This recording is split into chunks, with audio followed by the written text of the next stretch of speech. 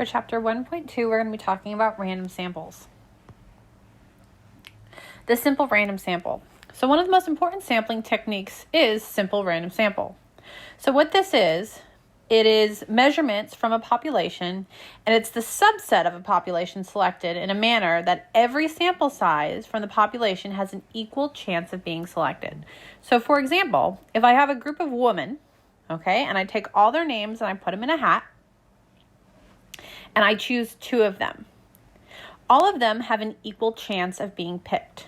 So those being picked are considered the simple random sample.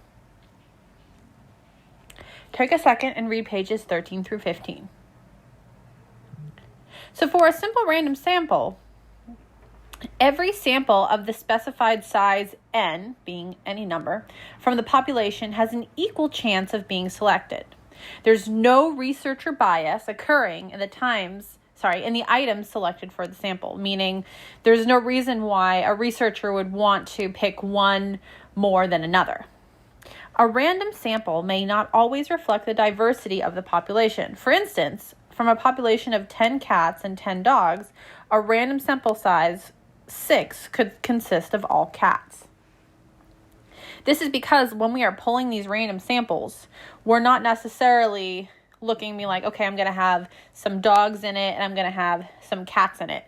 It's also kind of like thinking if I have a bag full of different if I have a bag full of different colored marbles, and I, stick my hand in the bag and pull a marble without looking, I could conceivably pull 3 red marbles out of a bag of blue, green, yellow, and red marbles. So those 3 red wouldn't really represent the entire population of marbles that's in the bag. Therefore, with random samples, it doesn't really reflect the diversity of a population necessarily. All right, so example 1. So we're going to use a random number table to pick a sample of 30 cars from a population of 500. So looking at this table of random numbers, all right, pretty much with this, you can just stick your finger wherever. So the first set of numbers I get are up here, this 99281, 59640, etc., etc. Now I want to pick 30 from a population of 500, okay? So that means I need 3 digits. So what I'm going to do first is I'm going to separate the digits of the numbers at the top into 3s. After I do that, they can't be over 500. So I cross out all the ones that are over 500. So my first 3 numbers are 15, 221, and 105. So we're going to continue doing these steps until we reach 30 different numbers. Also, on that last slide, if you are doing that and you encounter a number that you've already created, skip it and keep on doing what you did. So, how to draw a random sample. First, you number all members of the population sequentially. You're going to use a table calculator or computer to select random numbers from the numbers assigned to the population members. And then you're going to create the sample by using the population members with numbers corresponding to those randomly selected. So a simulation. Another important use of random number tables is in simulation. We use the word simulation to refer to the process of providing numerical imitations of a real phenomena. Simulation methods have been productive in studying a diverse array of subjects such as nuclear reactors, cloud formation, cardiology, and medical science in general, highway design, production control, shipbuilding, airplane design, war games, economics, and electronics. Does anyone remember Joy? By entering the data into the applet, we were able to create a simulation of the t-shirt guessing in the Can Joy Really Smell Parkinson's activity. Take a second and read pages 16 through 18. Other types of sampling that we're going to talk about are stratified, systematic, cluster, multistage, and convenience. So, stratified sampling is groups or classes inside a population that share a common characteristic are called strata, plural of stratum. Then a random sample of a certain size is drawn from each stratum, and the information obtained is carefully adjusted or weighted in all resulting calculations. The groups or strata are often sampled in proportion to their actual percentages of occurrence in the overall population. So an example of this, in a population of high school students, some strata might be freshmen, sophomores, juniors, and seniors. So our population is divided into two distinct strata. Populations are divided into two distinct strata or more. So notice how I have 4 here. The freshmen, sophomores, juniors, and seniors, where my population is all the students of a high school. Next, we have systematic sampling. In this method, it is assumed that elements of the population are arranged in some natural sequential order. Then we select a random starting point and select every kth or nth number or element for our sample.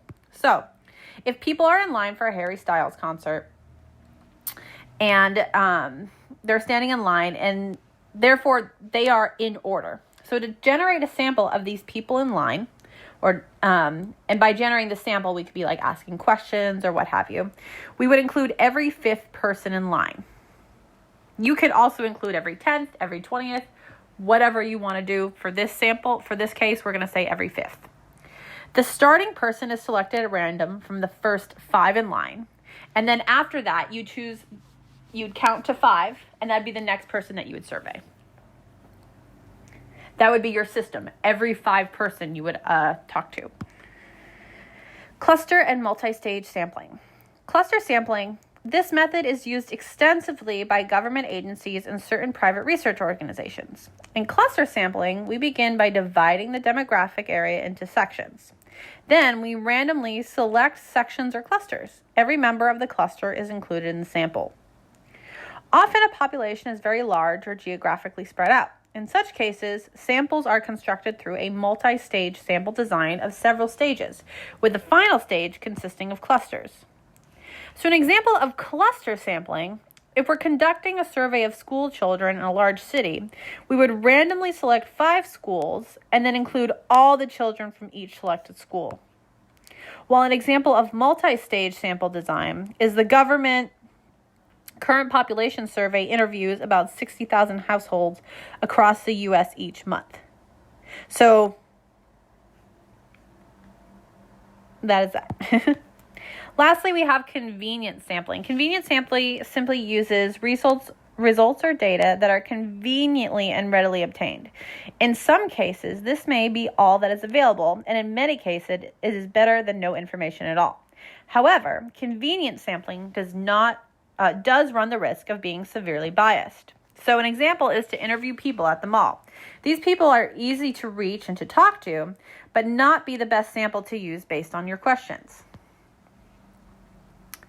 We call the list of individuals from which a sample survey is actually selected the sampling frame.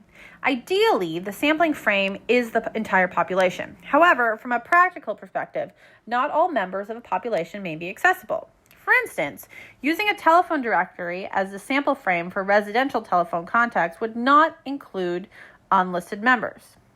When the sample frame does not match the population, we have what is called undercoverage. In general, even when the sampling frame and the population match, a sample is not perfect representation of a population.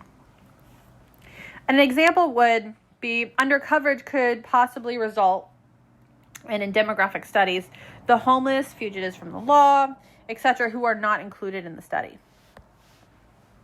And then there's types of error. To the extent that the sample information does not match the corresponding population information, we have an error called a sampling error. A non-sampling error is the result of poor sample design, sloppy data collections, faulty measuring instruments, bias in questionnaires, etc. Sampling errors do not represent mistakes, however. They are simply the consequences of using samples instead of populations. However, non-sampling errors are more due to mistakes of those taking the sample. All right, guys, and